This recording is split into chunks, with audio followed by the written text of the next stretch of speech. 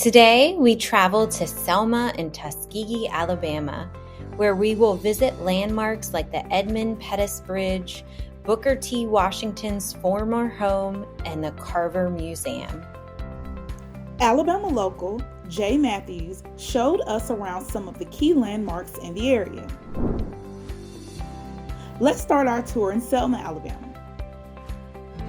The Edmund Pettus Bridge, now a National Historic Landmark, was the site of the brutal Bloody Sunday beatings of civil rights marches during the First March for Voting Rights. The televised attacks against peaceful marchers were seen all over the nation, promoting public support for the civil rights activists and for the voting rights campaign. After Bloody Sunday, protesters were granted the right to continue marching, and 2 more marches for voting rights followed. You can read more about this at civilrightstrail.com. Down the street from the bridge is the Civil Rights Memorial Park, where you can view monuments dedicated to the leaders of the voting rights movement. Across the street from the park is the National Voting Rights Museum and Institute, the cornerstone of the contemporary struggle for voting rights and human dignity.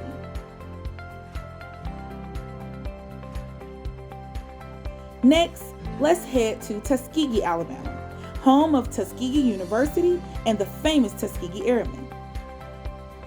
On the campus of Tuskegee University is the George Washington Carver Museum, a Tuskegee Institute National Historic Site. Carver was an American scientist, educator, and inventor who developed new plants and products and helped revolutionize the agricultural economy of the South. The original museum was filled with Carver's agriculture specimens as well as his artwork and crafts.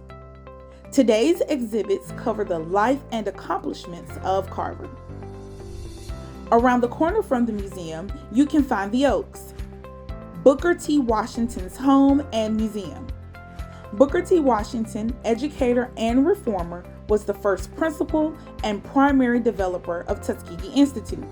His house, constructed by students, stands today as part of the Tuskegee Institute National Historic Site.